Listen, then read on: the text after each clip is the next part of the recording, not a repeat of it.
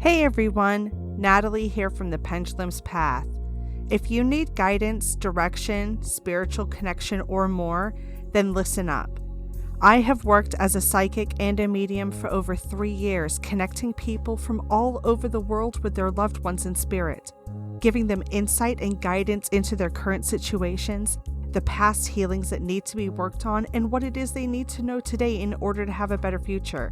It would be my absolute honor if you would visit my website at www.thependulumspath.com. I also offer emailed readings for those with busy schedules too. Also, for you goblins who subscribe to the Esoteric Book Club, I have a special coupon code just for you. Enter the code Stay Weird to get $5 off of any order of $25 or more. Hope to see you there. The following story comes from tonight's book. It is entitled, A Story of Mischievous Fairies. My longtime friend, who is known in certain nefarious circles as TP Dan, sent me the following report of an encounter that he had one evening with the good neighbors. I was living in a teepee in winter outside Reno, Nevada, sitting in front of one of those little wood stoves. Oval cylinders of sheet metal with a round regulator at the bottom and a flippy lid on top. Sticks were piled up against the stove and the surrounding rocks that supported it. A pot of soup heating prevented me from opening the top lid. The regulator plug was off so I could feed sticks to the fire and so I could watch the fire. My soup began to boil, so I gingerly moved the little enameled pot to the edge of the stove. I sat to warm. My gaze drifted slowly to the open regulator. The teepee was dark, with the fire bright of flames and coals contained within a circle. My eyes roamed absently, coming to rest upon the woodpile. The pile of buff sticks was interesting, complex. I stared at it emptily. There, on top of the woodpile, sat a little brown man in a long pointed cap with a pointed beard.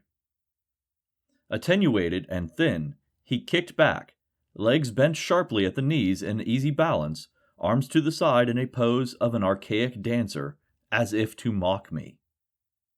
I reached to touch him, to grasp him, and he disappeared before my eyes in an instant by turning into a stick on top of the woodpile.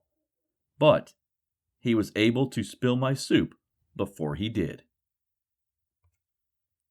The story you just heard comes from tonight's book, The Sacred Herbs of Samhain, Plants to Contact the Spirits of the Dead, by Ellen Everett Hopman. I'm your host Jason, and you're listening to the Esoteric Book Club.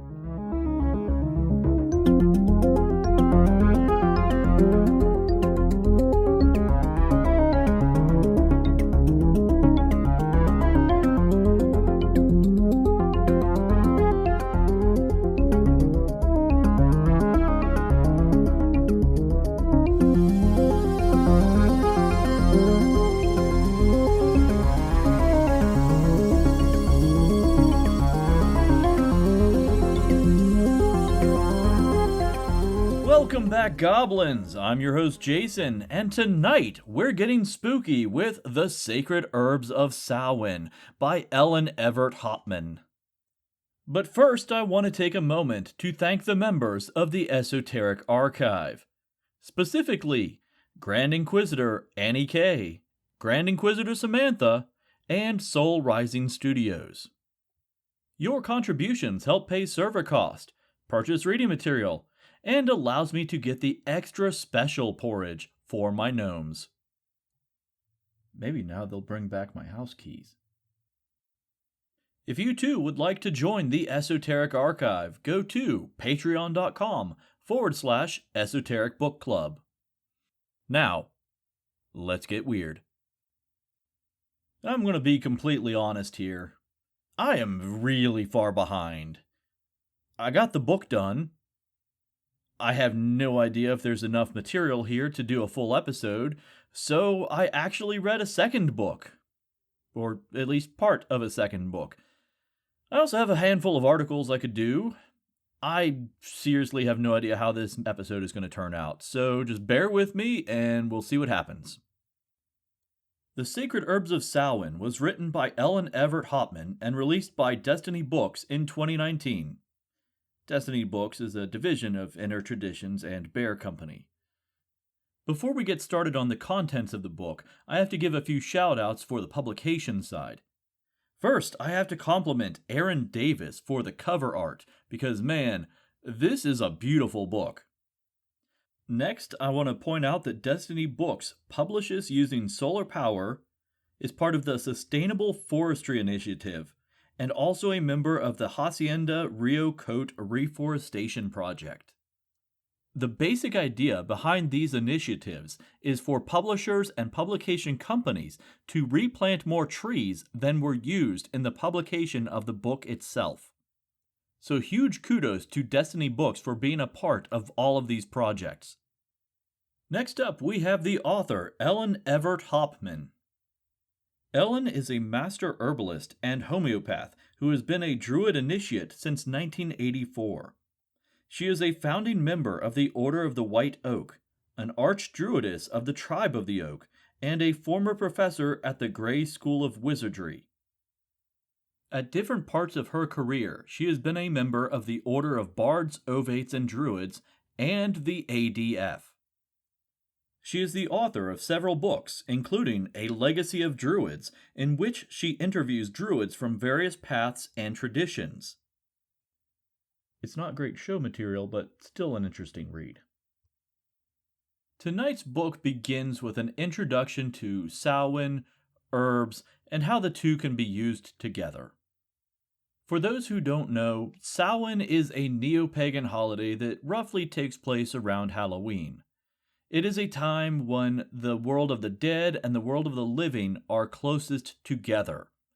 It also serves as the final fire festival of the season and is also considered in general the Celtic New Year. That really gives you a good summary of what's going to be covered in this book. You're going to be dealing with herbs in relation to spirits, ghosts, and really protecting yourself from those two things. There's a little bit more nuance to it, but not a lot. After the introduction, there's a chapter that is basically a primer on herbal preparations. I can't say that it's an instructional chapter, and I can't say that it's really just a descriptive chapter. It kind of falls somewhere in between. In some cases, it has very good information. In others, it's very limited. They're more of detailed descriptions than actual instruction. For example, in the section about tea, do you know what the difference between an infusion and a decoction is? An infusion is what we think of as the basic preparation of tea today. You have your herbs, you put them in a cup, and you pour boiling water over top of them and let them sit. In a decoction, you add the herbs to simmering water, not boiling, simmering, and you have to maintain that heat for a certain amount of time in order to release the essential oils from the herb itself. Generally, you'll use an infusion for things like flowers or leaves, but you'll use the decoction method for something like roots, bark, seeds, something with denser plant material. Now, in the book, she gives information saying that you should allow the plant to simmer or steep for 20 minutes. This information isn't exactly wrong, but it is overly reductive. For example, some plant material will actively start to degrade if you let it sit there for 20 minutes, while others that you have to simmer, well, 20 minutes may not be long enough. So now you start to understand why I say it's more of a description of the process rather than instruction for the process. Now this chapter covers everything from tea and salves to poultices, fomentations, tinctures. It even covers homeopathy and plant essences. It doesn't cover any of these in any great detail, but it does give you a brief idea of what each process is. In fact, until reading this, I always assumed that homeopathy was just a synonym for herbalism. But no, homeopathy is to herbalism what alchemy is to chemistry. They're related, and they share a lot of the same language, but they're not at all the same thing. Homeopathy is kind of like a combination of animism and herbalism.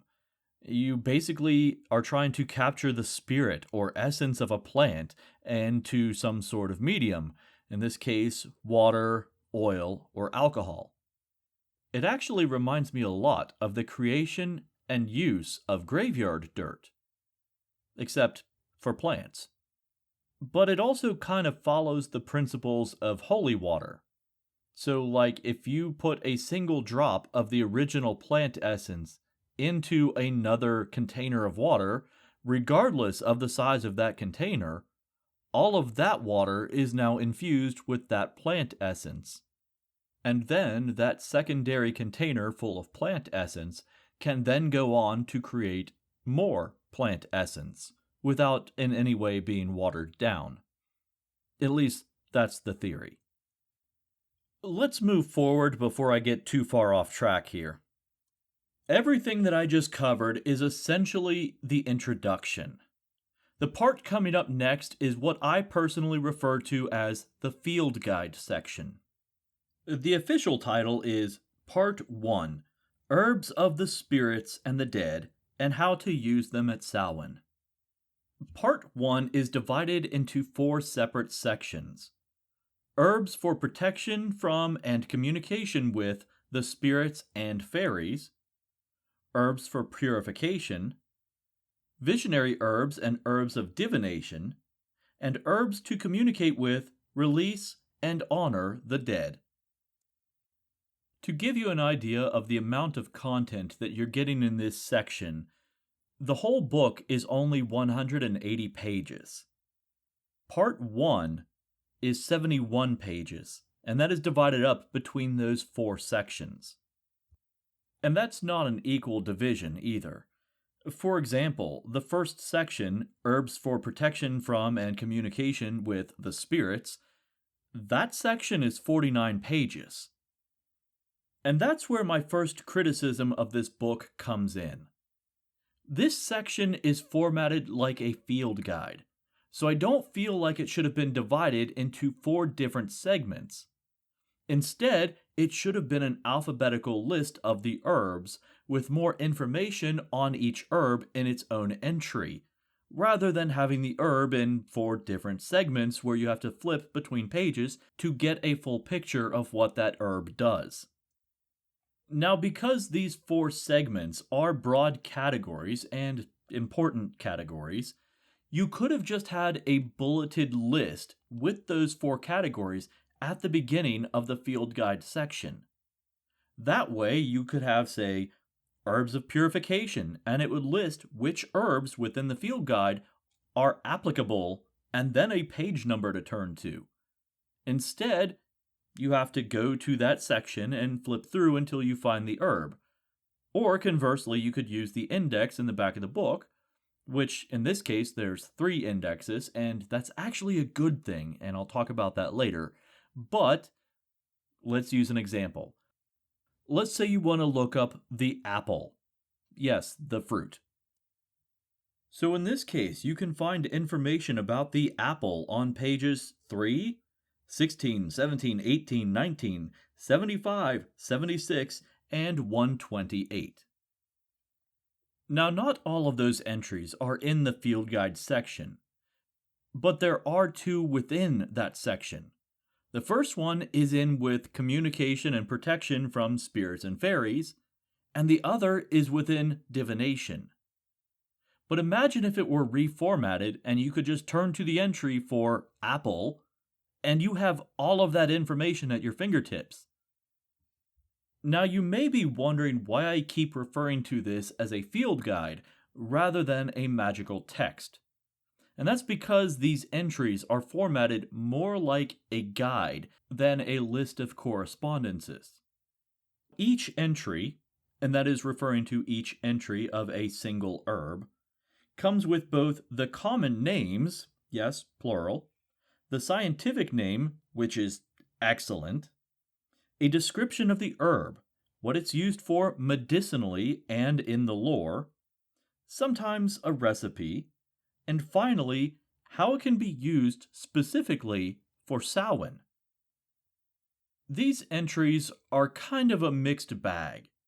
They do some things that are very, very good, and some things that are frankly confusing. For example, I got really excited when it shows multiple common names for a plant. And this is because regionally, and even within local regions, plants can sometimes have different common names. That's why it's also important to include the scientific name. For example, in the recent past, there has been a lot of confusion between St. John's wort and St. John's weed. And in certain parts of the Appalachians, those two names are used interchangeably for both herbs. On top of that, some of these entries are fantastic. For example, the entry on mandrake.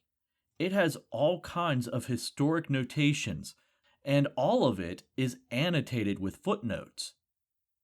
Then it also has some entries on its use in herbal medicine. But now we come to my next criticism. The part where it talks about using mandrake for Samhain is exponentially smaller than everything else that is mentioned in that entry. This is a common problem throughout the rest of the book.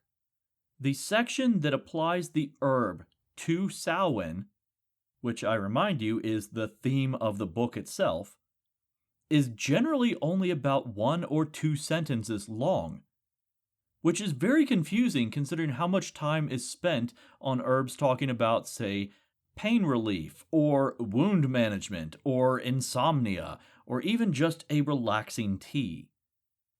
I didn't get this book as an herbal medicine guide.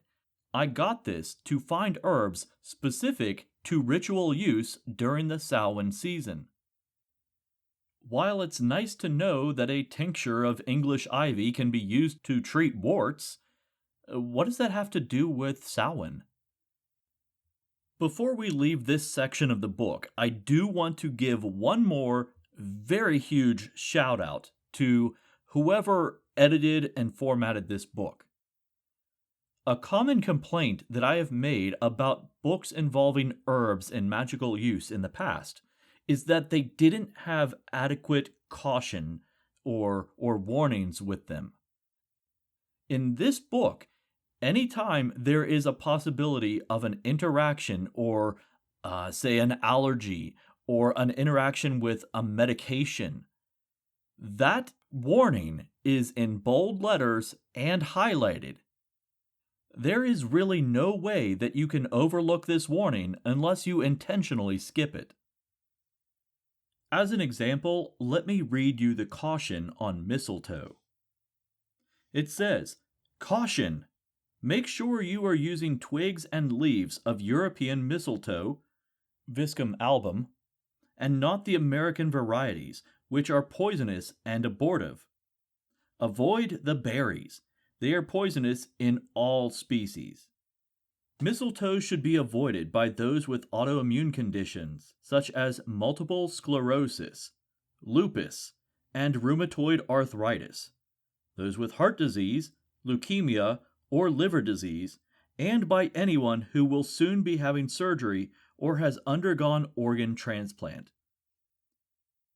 That all may sound pretty scary, but in all fairness, it should. There are some plants that are just hazardous for humans to handle, and we should all know that going into it, whether it's being used for medicine or medicinal purposes, or for magical purposes. So to reiterate the things that are done very well in this book: herbs' common names, their scientific names, and full and adequate cautions for each herb. This should be the baseline standard for any magical text that references plants or herbs. I am very inflexible on these three things, and if I find any book that does not use these, I will call them out on it. While this book is very good about doing those few things, what it doesn't always achieve is tying the herb back to Samhain. Yes, every entry tangentially mentions each herb in reference to Samhain, but sometimes it is so cursory that it's hard to justify the entry in the first place. And then even then, the herbal entry goes on with things like, say, pain relief or insomnia or a toothache, which is fine, but that's not the theme of the book. Every entry should be reinforcing the theme. Every entry should be able to indirectly justify why it's included in this book. For example, let me read you the section on lichen at Samhain. It says, "Scope out a lichen-covered rock and return to it after Samhain to see if the fairies had a battle." That's it. That is the only information about lichen that ties it back to Samhain. So in this instance, there needs to be more information fleshed out for the entry on lichen, or lichen should be eliminated entirely from the book. The same can be said for some of the recipes in here. For example, let's look at the entry on the rowan tree. There is some fantastic suggestions in here. For example, making equal-armed solar crosses from rowan wood and hanging those as a form of protection. Making a crown or necklace from the dried berries, again for protection. Or even starting fires using rowan wood at the barn to protect your livestock. All of this is fantastic. But then there's a recipe for rowan berry jam. And then the entry for rowan at Samhain simply says, "Have the jam for breakfast." Why? Like, of all the suggestions of things that you can use rowan for in reference to Samhain, you suggest using it as a breakfast confection.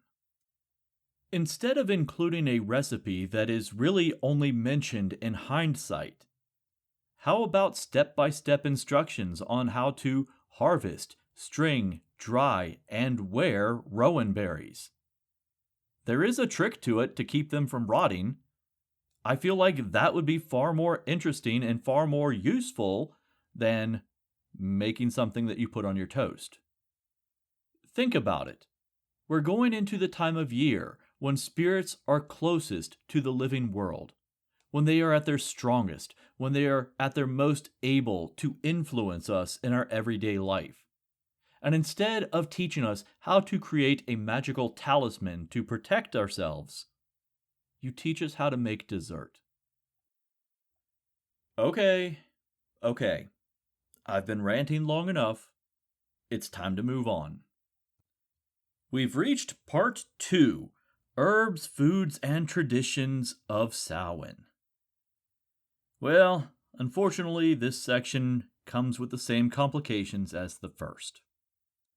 Some entries have too much information, and some entries have too little. For example, we return to our good friend, the apple. The entry for apple in this section simply says, "Bury an apple at Samhain as food for those spirits waiting to be born." See page 16 for more on the lore, history, and usage of apple. That's it. That's the whole entry that really could have just been rolled into the previous entries in the book and been done with it, but no. They made a whole section just for that. Conversely, there's the entry for seaweed, which is 2.5 pages worth of material.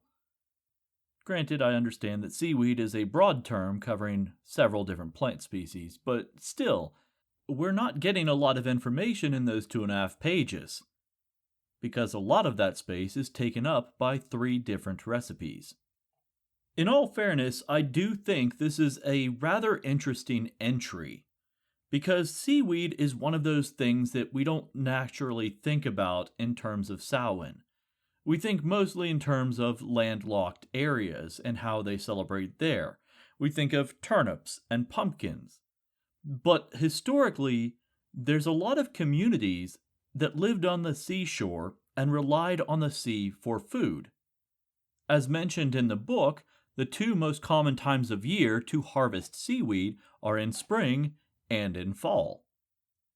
In spring, seaweed is some of the first greenery that you can get back in your diet after a long winter. And in fall, it's some of the last green that you can actually harvest and store long term for the coming winter months. When it's all said and done, yes, Samhain is about spirits and spirits of the dead, but it's also a harvest festival. And part of the harvest, in coastal areas, is seaweed. Before we move on to the actual ritual aspect of the season, I want to talk about one last recipe, and that is the recipe for something called a dumb cake. Yeah, that sounds ridiculous, but bear with me. The dumb cake has to do with a ritual called the Dumb Supper, which I will go into more detail here in a moment. But these cakes, also known as spirit cakes, are grain-based ritual items that are made as offerings to the spirits of the departed. Here's where it gets a little weird. Spirit cakes and dumb cakes were originally two different things. Spirit cakes are exactly what I just described. They are food-based offerings. But dumb cakes initially were a divination method used by girls to divine their future husbands. As part of the ritual, these cakes would have been mixed, baked, and eaten in complete silence, sometimes before bed. Now, the idea varies from place to place and tradition to tradition, but the idea is that at some point after the baking and consuming of these dumb cakes, the girl would see in a reflection or see in a vision, or even sometimes see in her dreams, the man that she would marry. In fact, if she didn't see anything at all, that was a portent that she was going to be a spinster. So when did spirit cakes and dumb cakes become the same thing? We don't really see the combination until about 1929, when we hear about an African American folktale where a woman used a dumb supper and dumb cakes to summon the spirits of the dead. We also start to see similar things in Great Britain about that same time, which really doesn't surprise me because that's about the same time that Aleister Crowley was at the height of his infamy. In a book on Manx traditions in 1942, there's information about dumb cakes being used on the Isle of Man in reference to the Celtic New Year celebrations. Now, I also want to point out this is specifically for Celtic New Year, not for Samhain, not for All Souls Day, not for All Saints Day. This is a New Year's celebration. Now, there's not a lot of detail given, so we don't really know about the ritual and the process behind these dumb cakes. We just know that that's what they were called, and they were used at this time for this tradition. You know what just occurred to me is where the name Dumb Supper comes from. Today we think of the word dumb to denote someone of low intelligence, someone stupid. But the word didn't originally mean that. Originally, dumb meant mute. Think of the phrase deaf, dumb, and blind. Doesn't make sense for it to be unintelligent. But if you say deaf, mute, and blind, it makes a lot more sense, doesn't it?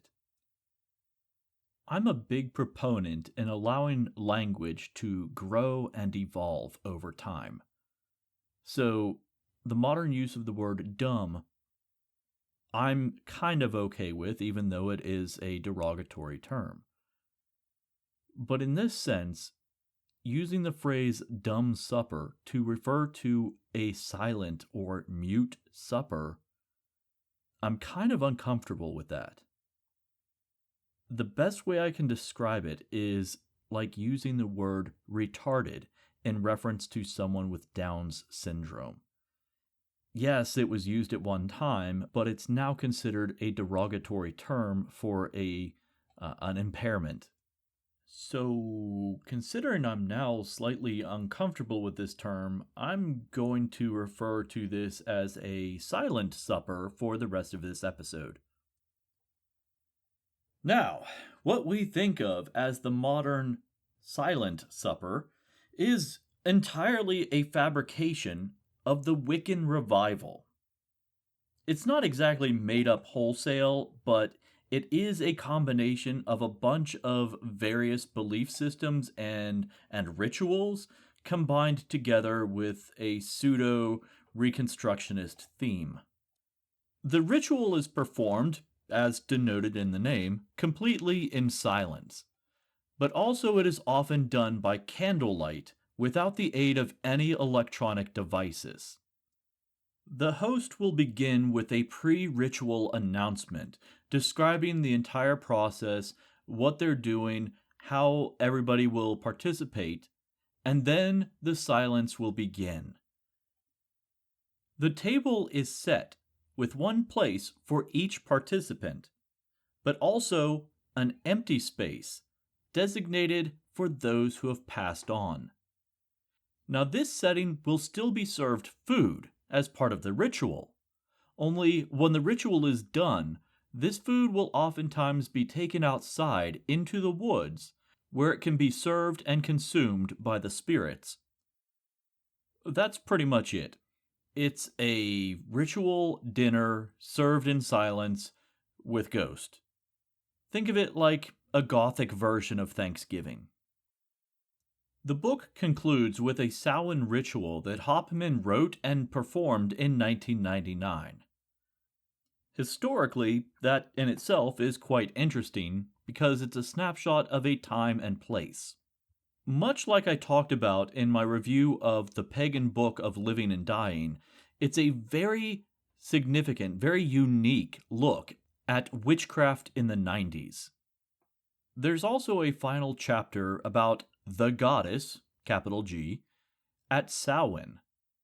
Now, when we hear the goddess, we typically at this time think of the tripartite goddess figure. It is a generic entity. It is the maiden, mother, and crone. That's not always the case. In a lot of modern practices, the goddess, even the triple goddess, is seen as the three faces of Hecate. But in this book, it's seen as the three faces of the Morrigan. That kind of makes sense, though. This is a book about a Celtic fire festival. As with most things in this book, there's not a ton of detail given to it, but there are some suggestions on how to perform a ritual, how to set up an altar, and how to have a service to the Morrigan at Samhain. There's also two appendices to this book. The first one is how to leave offerings to land spirits, and the second one is how to leave offerings on different Sabbats. Both are kind of useful, but again, no great detail is given to either section. So what do I think of this book? Let's start out by talking about the things that this book does well. First of all, this is a beautiful book. The cover art is amazing, and inside there are full-color reconstructions of historic plant art. In regards to the entries on the herbs themselves, there are common names, scientific names, and comprehensive warnings. The book itself has a table of contents, an index, actually multiple indexes. It references and cites its sources, and it has multiple appendices. So what do I mean when I say it has multiple indexes? So it actually has three specific indexes. The first is the general index that we think of with most books. It's simply bullet points of topics within the book. Where can you find stuff that references the apple, or where can you find stuff about rosemary? things like that. But the other two indexes are an index of specific herbs. The first one is an index of common names. The second is an index by scientific name. So if you are going above and beyond and you can tell me what the Latin name is for a specific herb, you can also cross-reference that Latin term within the book. If you combine all of these things, you would think that this is a book that I would enjoy. The problem is that I don't necessarily like the content that is presented, nor do I like how it's presented. Oftentimes within the book, there seems to be a lack of focus. It's like Hopman looked and said, okay, I can write about this because it's about herbs, or I can write about this because it's about Samhain. But there's very few times where it seems there's content presented that are about herbs used in reference to Samhain. There's that combination. There's that reinforcing of the theme of the book. And a lot of times, it's not there. It also seems like the book spends a lot of time waffling between being a magical correspondence and a field guide, without actually leaning too far in either direction, which means that it also doesn't achieve either goal. It just sort of sits awkwardly somewhere in the middle. I would have preferred that they leaned in one direction or the other and stuck to it. I honestly feel like this could have been achieved pretty easily if they just made a few formatting changes. Instead of dividing the herbs up based on purpose or use, put all the herbs together and then just have bullet points listing, okay, is this a protective herb? Is this a divination herb? Is this for a spirit offering? Is this for, exorcisms? Something like that. Then you list the folklore and the stories behind it. And finally, tie it all together. Talk about how it's used at Samhain. Expand on other plants and other herbs and other fruits that can be used in combination with the plant in the entry. Give us the building blocks and let us construct from there.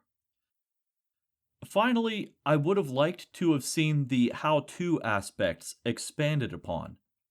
We had a lot of recipes in there, but I would also like to see, say, how do you make a solar cross? Or how do you weave a wreath? Can you combine the two? The answer is yes, I've done it.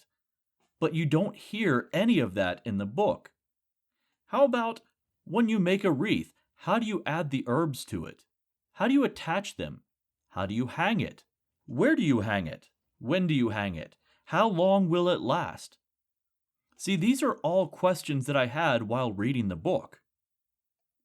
I know it sounds like I'm being overly critical of this book, but we've seen good examples of books of this type. For example, The Old Magic of Christmas, or the book that I'm reviewing next month, The Secret History of Christmas Baking. You see, there's a theme, and the book sticks to it. It's about Christmas and the Yuletide season, and, as you've guessed, baking. Let's wrap this up before I go off on another tangent.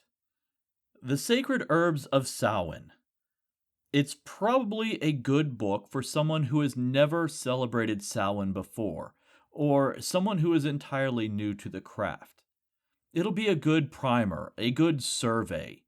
But for those of us who have already been in the craft for a length of time, maybe just borrow a copy from your local library instead. That said, if you want a copy of your own, I will post a link to it in the show notes.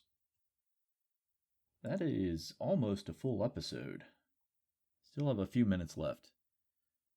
So let's check out an article or two. Let's see what's happening in the news.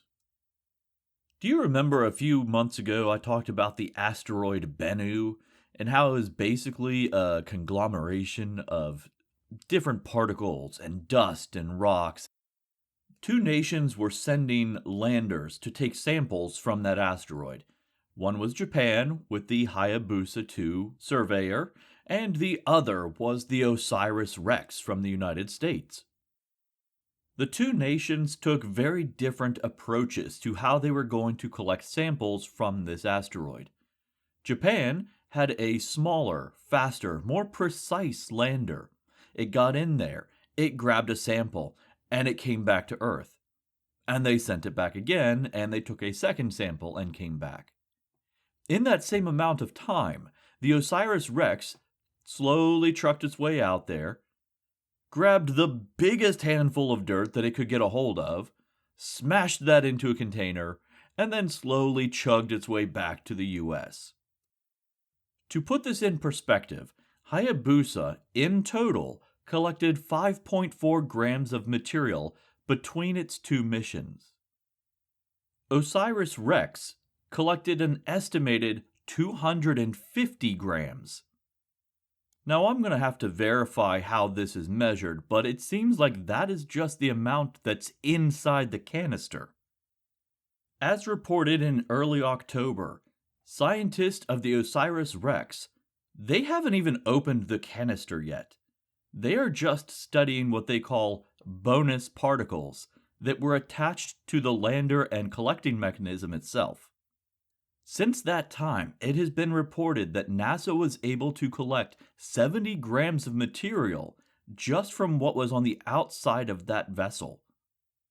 Here's the funny thing. We don't know what's inside the container because we can't get it open. For some reason, the latching mechanism is malfunctioning, and it's completely sealed shut. Because of safety precautions around the opening of this vessel, we can't just hack into it with a saw. This has to be in a sealed box or a sealed container with a constant flow of nitrogen gas. We can't expose it to the Earth atmosphere because that would contaminate the sample, and it would throw off all the readings that we've got. So until then, it's just kind of in a special high-tech Ziploc bag. And no, I'm not exaggerating here. Anyway, that's all I have for you tonight. I do have to apologize to the members of the Esoteric Archive. I'm just going to have to release a special episode for you because I'm already behind, right? Well, now I've run out of time. And one thing I've been struggling with learning is that done is better than perfect. So this episode is by far not perfect. In fact, it, in my opinion, is one of the worst episodes I've ever released. But it's done. And this weekend, I will record your individual special episode just for the members of the Esoteric Archive. The Esoteric Book Club can be found on Facebook, Instagram, Patreon, and now on Threads. If you would like to join the members of the Esoteric Archive, and you have my apologies again, go to patreon.com/Esoteric Book Club. So until next time, remember, stay weird.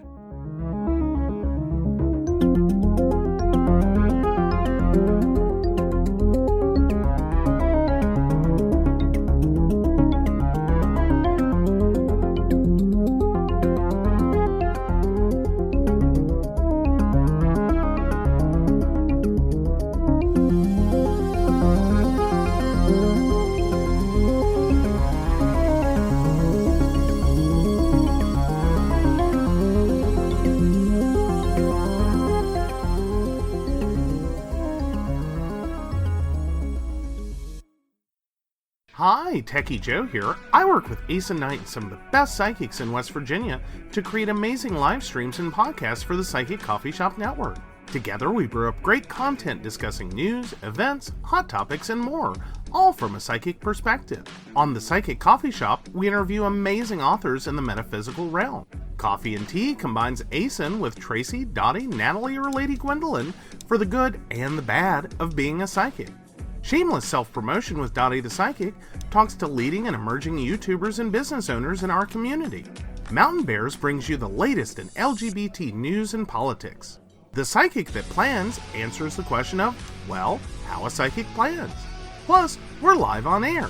We take your comments and your questions, including psychic advice questions. Check out our amazing programming, book an appointment with top psychics, and find out all the wonderful things we have to offer at pcsbnetwork.com today.